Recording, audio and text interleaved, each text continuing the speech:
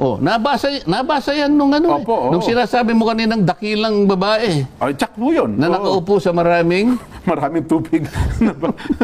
Pero ang Mo lang, parang, bakit nyo pa kami pakikialaman dyan? Ay hindi naman yan sinasabi sa konstitusyon kung paano dapat na permahan yan, o kailangan bang basahin yan, kailangan bang maintindihan.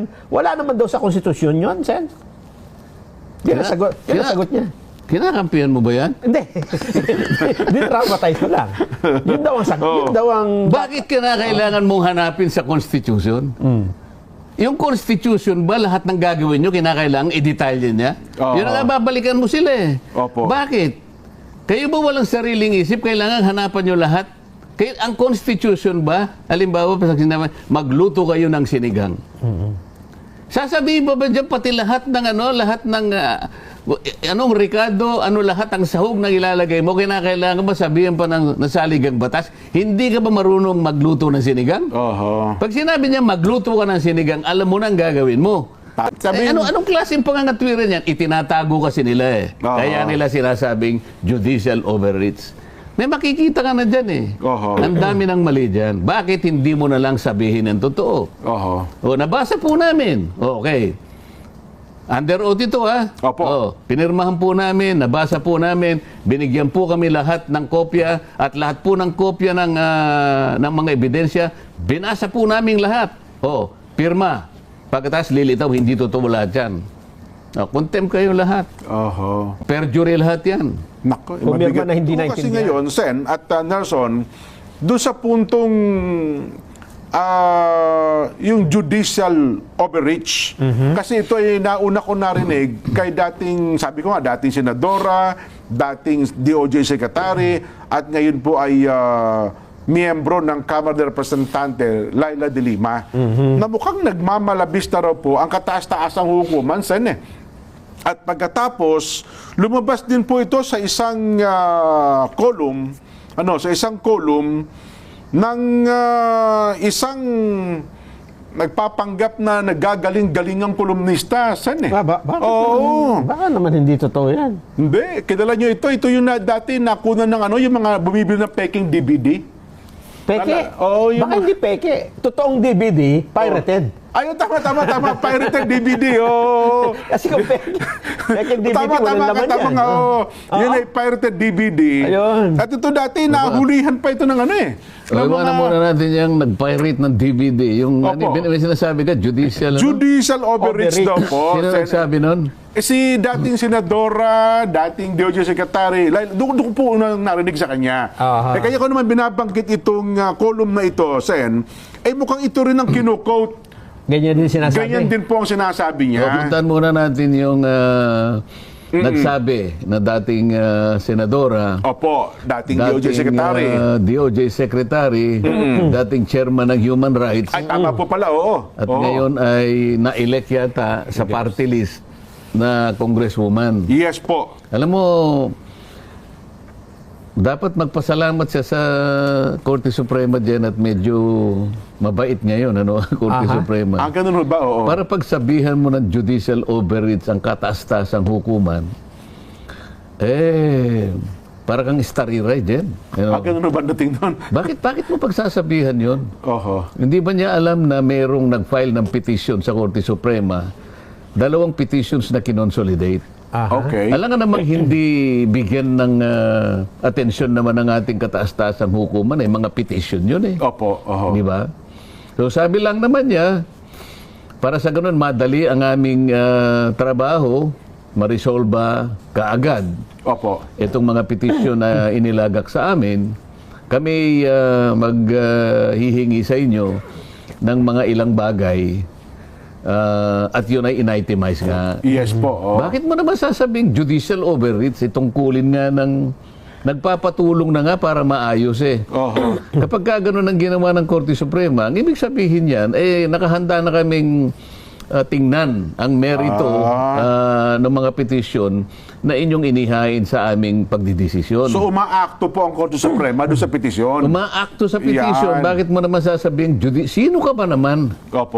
Ay palagay mo nang ikaw ang pinakamatalinong abogada sa buong Pilipinas, pero palagay ko wala kang karapatan na pagsabihan mo ang katastasang hukuman ng judicial overreach. Sino ka ba? Ay, Sen, ito pa, dagdagan ko lang. Hindi naman sa, kumbaga ay, ako sa parte, medyo nasisipayo ako sa puntong ito. Bukod sa kanya kasi, mukhang ganito rin po ang punto ng dating Chief Justice Antonio Carpio na para baga nagmamalabis daw ang kataas-taasang hukuman, Sen. Na dating kasapi siya, ano? Opo, dati siyang Associate Justice nga po. Ano kaya ang damdamin ng mga kasama niya ngayon? Oo. Na kung mo ikaw ay wala na dito, kung umasta ka, Oo. isa ka ring nagmamarunong, halimbawa. Oho. Kung kaya siya nandun kaya, sasabihin niya kaya yun. Hindi siguradong hindi Malamang kikibo, hindi di ba? po, oo. Baka nga isa sa pwedeng magalit. Sumusobra na kahit itong babaeng ito, di ba? Yun na nga po. Ikaw nahalal ka lang na congresswoman ng party list, kung makapagsalita ka, akala mo ikaw na ang pinakamagaling na abogada sa buong Pilipinas. Wag naman, mabuti nga hindi masyadong mainit ang ulo ng ating mga maestrado ngayon dyan Yun na nga po. Sen, kung halimbawa si Nelson ay isa sa mga maestrado, Nako. baka may kaya kalalagyan yan. Mga halihaw Kung ng pwede tatak mo yan. ba sabihin yun? Wala kang karapatan na sabihin sa kanila yun. Tungkulin nila yun Oho. Yun ang kanilang palagay na makabubuti sa kanilang pagre-resolba ng mga petisyon Oho. na nagkataong inihain sa kanila. Sino ka? Sa kanila daw O baka kung isa-isahin natin Oo. baka naman kaya ka pumipiyak dyan sapagkat baka mahirapan yung pinagsabihan na ibigay yung mga ilang bagay na kanilang inihingi. Ayun ang nakikita. Di ba Kaya nga- katulad nung una Opo. na hindi natin natapos sapagkat Nung Friday. kulang tayo sa panahon. Hindi ba yung kauna-unahan na hinihingi dyan, ano na ang estado nung tatlong naunang impeachment na inihain sa House of Representatives? Iyon. Ako. Alam mo, may nag-explain dito yung tagapagsalita ng ng ng Kamara de Representante. Opo. anak yata ng kaibigan ni Nelson. Ni Kong Benny. Opo. Princess. Anak ni, ano pangalan nung Kong Benny. Opo. Nalilimutan ko na yung mga pangalan nila Di ba? Na ang sinabi niya ay, basahin ko yung sinabi niya. Sige kasi nga po ba? Opo. nalathala sa Philippine Daily Inquirer. Opo. At binalita din natin yan dito, Sen, sa ating Oo. palatuntunan. Isa sa mga pinaka anong description ng Opo. newspaper na to? Inquirer po, yung Oo. fearless views. Oo. Yun ba yan? Ayan. Isa sa mga pinaka makatotohanan. Pinagpipitagan ng Isa sa mga iginagalang ng mga dyaryo sa buong Pilipinas ngayon, di ba? Ayun, tama po kayo. Di ba? Tama po, tama. Sapagkat sila ay balanse. At sila Balanced news. walang views. takot na maglahad ng katotohanan. Ito yung description nila sa sarili Fearless, nila. parang fearless views. Oo. Sabi niya, kasi ang tinatanong ng Korte Suprema, ano na yung estado mo ng tatlo? Ayan, opo, yung tatlong impeachment. Oo, Opo. ang sagot nila, base sa kanyang, babasahin ko lang.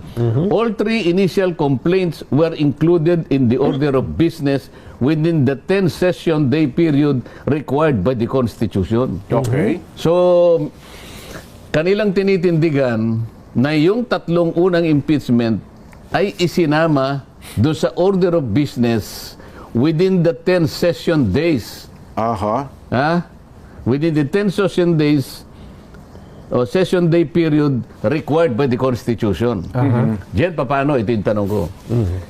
Paano kung hindi nila may palilitaw na dun sa 10 session days ay hindi in-include, hindi isinama? Opo. Yung tatlo? Kasi ang sinabi ng Korte Suprema, sumagot kayo Opo. under oath. Yes, panunumpaan nila yan. Ibig sabihin, lahat po ng gagawin ninyong pagsagot do sa 10 information na hinihingi namin sa inyo ay lakipan po ninyo ng panunumpa. Bakit ganon? Opo, bakit nga po? Importante kasi na tayo magtapatan sa isa't isa Yung walang kasinungalingan. Oho. Sinabi niya rito, all three initial complaints were included in the order of business within 10 session days as required by the Constitution. So ang tanong ko, halimbawa, paano kung hindi nila may palilitaw na doon sa 10 session days ay hindi nila isinama doon sa order of business? Nako. O hindi ngayon, pwede sila ngayong makontempt. Yun ho ba yung ibig sabihin? Kapag ka may panunumpat, nagsinungaling kayo, dapat wala nagsinungaling, Doon pa lang makokontempt ka na eh. Halimbawa, may tulong pala yan. halimbawa tinawag siya doon, ano? opo, Bakit mo sinabi na yung tatlong unang Na- unang impeachment complaints na hinihingi namin sa inyo ay ibigay mo yung estado, bakit sinabi mo na lahat sila ay naisama doon sa order of business within the 10 session day period as required by the Constitution? Ito yung 10, pinakikita ko sa iyo ngayon, sabi ng halimbawa, ito yung 10 order of business. Aha. Orders of business. Isa-isahin natin kung itong tatlo ay nailagay dito. Ipakita mo nga sa akin, sabi niya, halimbawa. Opo. O di ngayon, di kukunin niya. Eh kung hindi niya maipalitaw.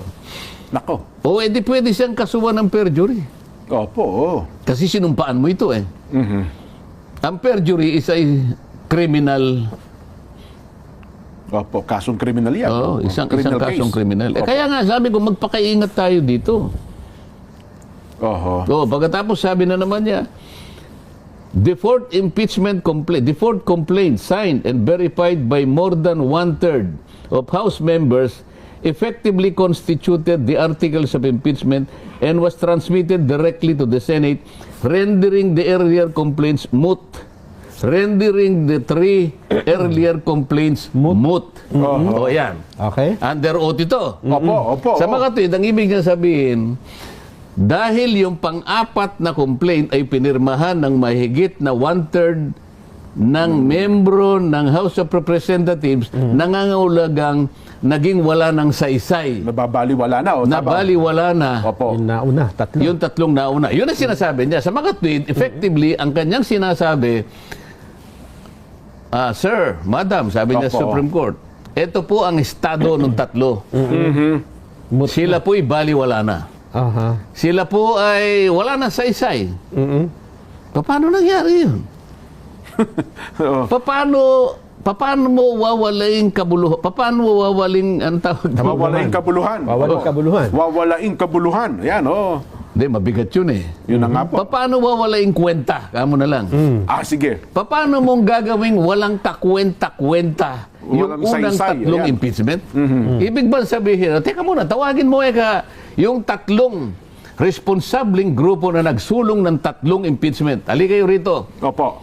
Ito ang ginawa ng House of Representatives sa inyong Naunang sa reklamo. inyong mga naunang ginawa nilang patay. Ginawa nilang walang kakwenta-kwenta. Oho. Sapagkat yung pang-apat ang kanilang Pinirmahan. at yun ay pilit na Pinadala. itinulak. Oho. Aha. Ito yung status. Magkakasala sila rito. Oho. Bakit to? Pinapayagan ba ng rules ng House of Representatives na gawin mong walang kwenta ang bawat isang inipinail mo? Pinapayagan nga po ba? O di basahin natin ang impeachment rules. Wala naman doon. Hindi naman Opo. pinapayagan. Ang sinasabi nga pagka-file ng isang impeachment, dagli-dagli mong i-repair sa office Aha. ng Ng speaker. speaker, opo.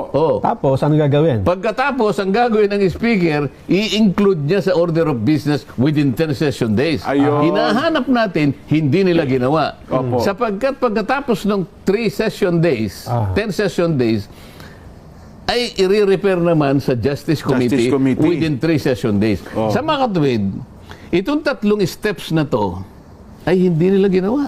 Ayun. Oho. So, sasabihin lang ng Korte Suprema, yan pala ang ginawa ninyo. So, ang estado pala ngayon ay wala ng kwenta, ibinasura ninyo, at itinuring ninyo na walang kabagay-bagay. Moot! Oho. Moot! Opo. Ano sa Tagalog ang moot? Yun na nga po. Wala nang kabagay-bagay. Hindi, bigyan pa natin ng ibang ano. Para lang maintindihan ng mga Wala kababayan nang natin. saysay. Oh. Ganon. Napawalang bisa. Ano pa? Ano pa ba? Gusto ko maraming synonyms. Wala nang kabuluhan. Wala nang kabuluhan, walang saysay, walang kakwenta-kwenta, wala nang bisa. Walang bisa. Ito ang estado ngayon nung tatlong naunang complaints. Yun ba ay pinapayagan ng rules of impeachment ng House of Representatives? Parang pinapayagan sila kasi gano'n ang ginawa nila eh. Hindi sila pinapayagan. Ganun Ganun ba? lang ginawa nila. Ibig sabihin, sasabihin ng korte, nahuli ko kayo ngayon. Naku po. Oo. Oo. Bakit? Nung bang magsulong ng impeachment yung isang grupo Oo. noong December 2. December 2 ito, Jen, ha? Oo. Na-anticipate nyo na ba? Nahulaan nyo na ba na mayroon pang fourth impeachment na mangyayari? Oo nga, no? Oo. At parang may hinihintay kayo, parang gano'n ang Kaya dating. nga, unang-una, tinatanong ko, bakit? Sa palagay nyo ba, nung merong maghain ng December 2, isa man sa inyo naisip, hindi, meron pa pang-apat eh. Kaya wag nyo munang gagalawin. So, ang tanong ng Korte Suprema sa inyo ngayon, meron ba kayong discretion? Meron ba kayong kapangyarihan na hintayin nyo muna yung pang-apat bago nyo galawin yung una? At saka yung pangalawa, at saka yung pangatlo? Nako. Dito pa lang eh. Ito nga yung sinasabi ko sa iyo. Nasa una pa lang tayo, yung estado pa lang eh. Nako. Pagkatapos sasabihin, judicial overreach. Alam mo kung bakit nila sinasabi? Sapagkat magkakapahiyaan dito eh. Okay. Ang ginagawa nung sinasabi mo kaninang dakilang babae Opo. na nakaupo sa maraming tubig. Sa Babylon. Si Nelson lang ang nakakialam nun eh. Opo. Ha? Nakalihim po Ay sa... upang salagin. Opo. Upang sa ganon ay kanyang depensahan ang isang bagay na kahit kailan ay hindi may susumite Nako. ng House of Representatives. Oho. Sapagkat dito matutukoy mo ano na ang estado. Dito lang tapos na eh. Oho. So A pa lang yan, Sen. Tapos A na pa lang ito. hanggang kay yata yan. So, A Sen, di ba? pa lang. May PCDF. Pagkatapos nagkukomplain yung gumamit ng pirated. Yan, ituloy mo. Oo, yung pirated na DVD. Kasi sabi niya sa kanyang artikulo, Sen. Ano sabi? Noong humingi daw po ang Korte Suprema sa Kamara ng paliwanag tungkol sa proseso ng impeachment, laban daw po sa pangalawang Pangulo, ay para anyang pumapabor ang Korte Suprema sa Senado kumpara daw po sa Kamara de Representante.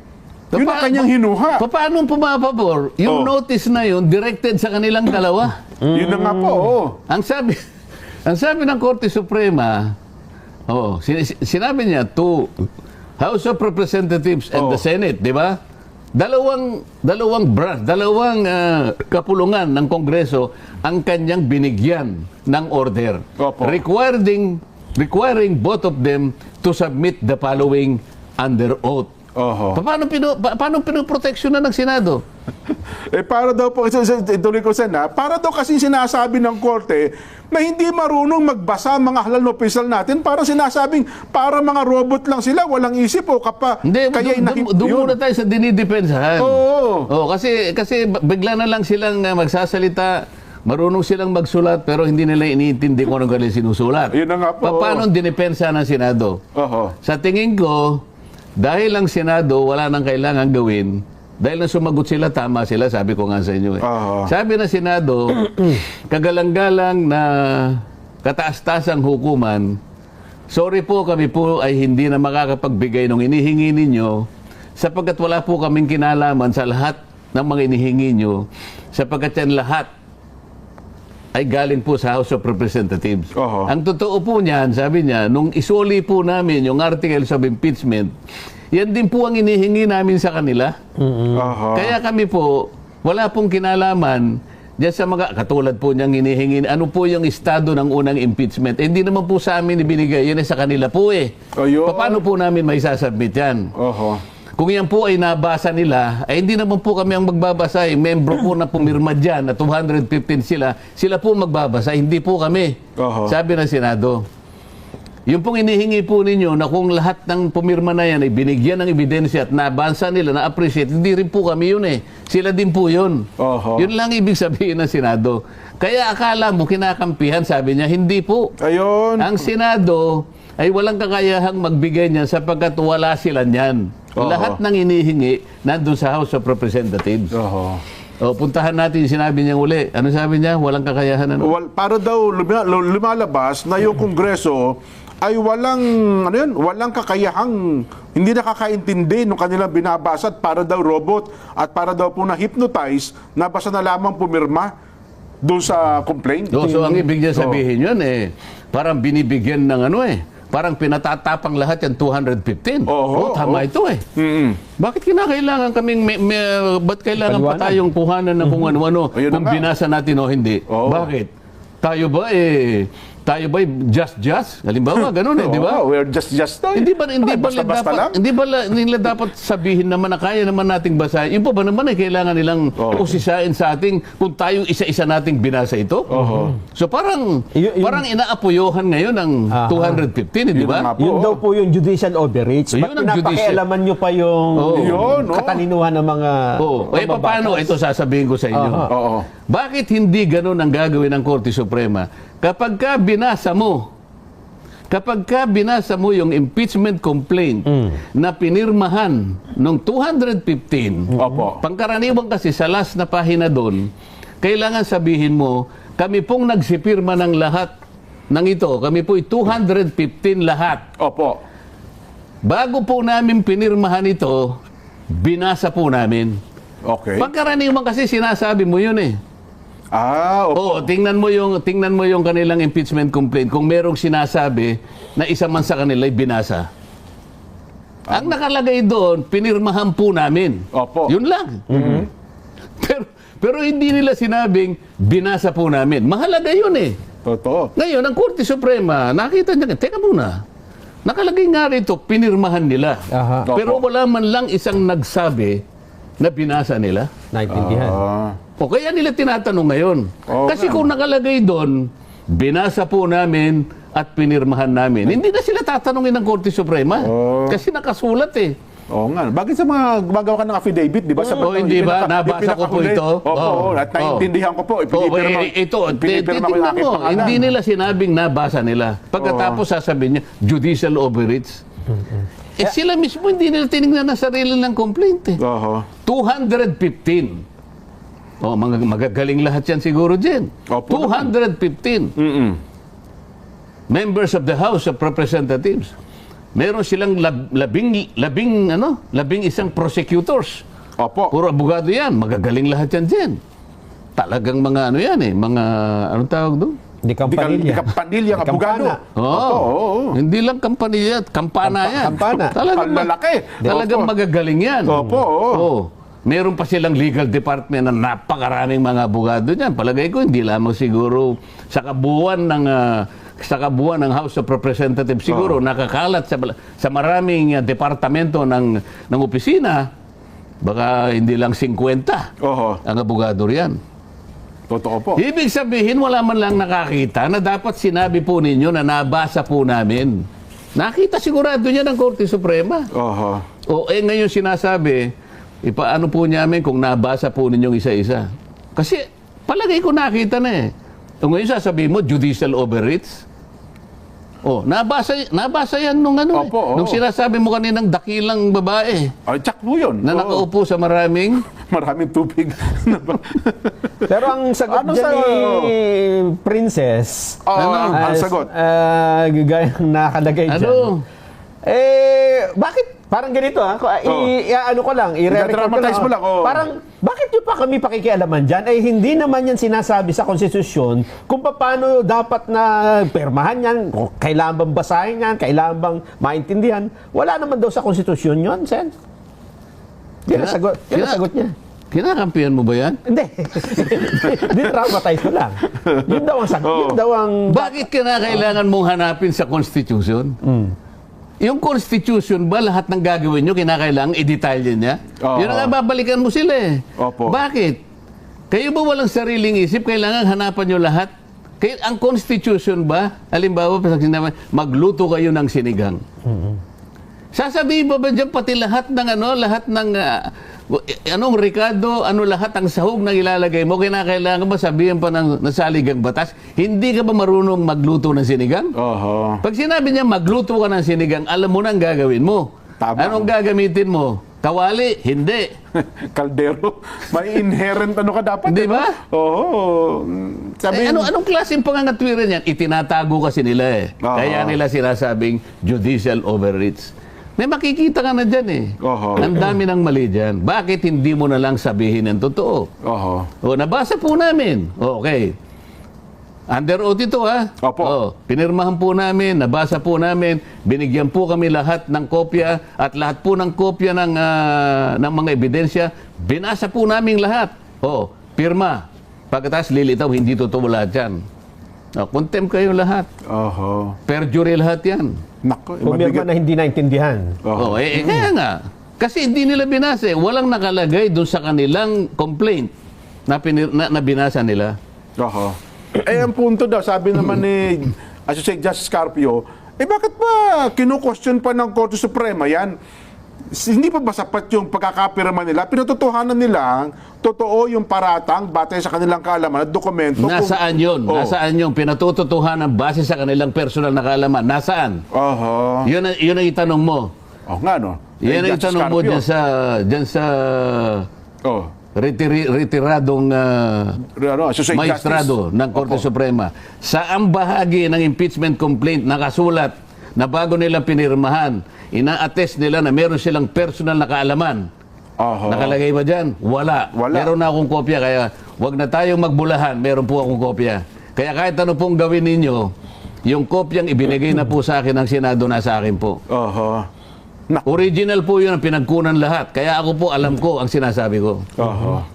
Ang isa pang part dito ng judicial overreach ay yung sinasabi na bakit ipinipilit ng Supreme Court na ipaliwanag kung nabigyan si BP Sara ng sapat na panahon para mabasa at mabigyan yung kanyang panig, due process, samantalang hindi naman ito nakalatag sa mga dapat na gawin sa proseso ng impeachment, kundi ang due process ay sa Senado na, doon na niya ipapaliwanag ang sarili niya. Yun ang alam mo.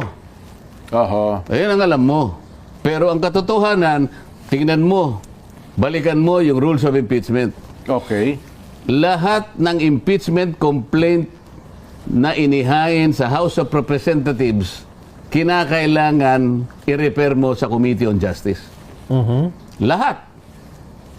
Ibig sabihin yan, kasi pagka nasa Committee on Justice, haharap kasi doon yung Vice President.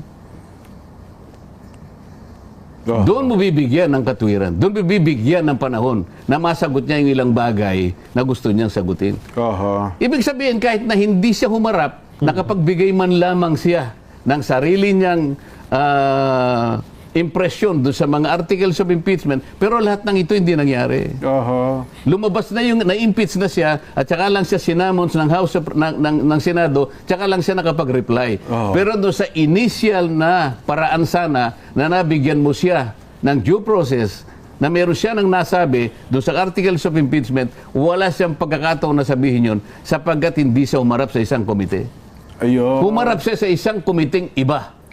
Yung binabanggit natin. Pero yung talagang nasa tuntunin, Committee on Justice. O kailangan palitawin nila na lahat ng impeachment na na-file ay ni-refer sa Committee on Justice. Hindi kasi mangyayari yun sapagkat napahangga lang sila doon sa 10-day session period na order of business, kailanman ay hindi sila umabot sa secretary sa department sa Committee on Justice. So lahat ng ito ay hindi nabigyan ng pagkakataon na makarating sa Committee on Justice. So nasaan ngayon yung pagkakataon maharap niya yung accusers? Kasi doon niya maharap yung tatlo at saka yung pang-apat. Kung sakasakali. Lalong-lalo na yung unang tatlo. Kailanman ay hindi ni-refer sa Committee on Justice. Pagkaraniwan, doon mo bibigyan ng pagkakataon, makasagot man lang siya. Makasagot man lang. Yun na nga. Yun ang sinasabi dyan. Kasi naamoy na ng Korte Suprema na hindi nga na-repair. Hindi dumaan nga talaga. Ngayon gusto lamang ikumpirma ngayon ng Korte Suprema. Kaya hinihingi isa-isa.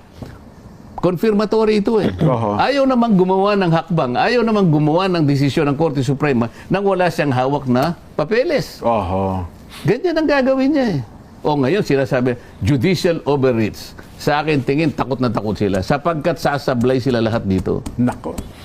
Kaya pala yun din yung binasa mo, Nelson, yun din pala pinupunto nitong itong kolumnista na ito, na sinasabi, wala daw sa saligang batas sa requirement na yan, invento lang daw yan. Yun yung pinupunto ni Nelson Cainacel. Inimbento ng Korte Suprema yung ginawa niya na pagkuha ng impormasyon. Mabigat na paratang yan. Korte Suprema na yung pinag-uusapan natin dito.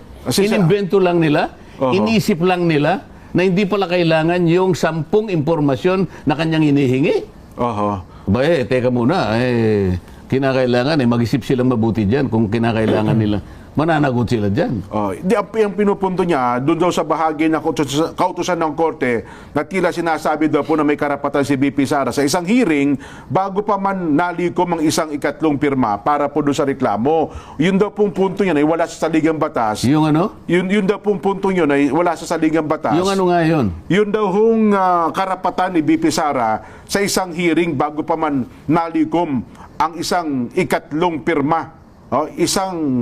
Yung two-third votes, ay ba itutukoy niya, no? Anong wala nga? Kinakailangan i-repair mo nga sa office ng speaker. Speaker, lalagay niya sa order of business. Sa order of business, ilalagak mo sa Committee on Justice. Doon magkakaroon ng karapatan ng Vice President.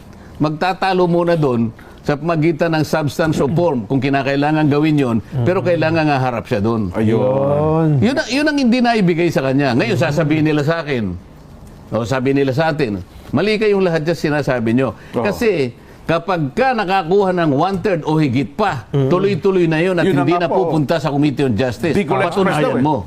O yun ang sasabihin ko, patunayan mo. Ayun. Kapag hindi mo na patunayan, makukulong ka uli. Hindi, kasi palagi yun na sinasabi nila. Opo, Hindi po. Yung first, second, and third, yun lamang po ang pupwede. Bagamat nagkamali kayo, sabagat hindi nyo rin ni-repair. Yes, Ngayon, opo. pinapanagutan nila ngayon, kaya ginawa na namin walang saysay, walang kwenta, walang kabuluhan. Kasi po, ang aming pinili ay yung port. Ayun, yung pang-apat, Sapagkat pagka 1/3 na o higit pa, diretso na doon. Yes. At hindi na kinakailangan dalhin. Hindi na dahil sa speakers. committee. Tingnan natin ang rules. Ganyan ba sinasabi? Yeah, binibigyan ko na kayo ng idea para hindi na tayo binibigyan ko na kayo ng partida.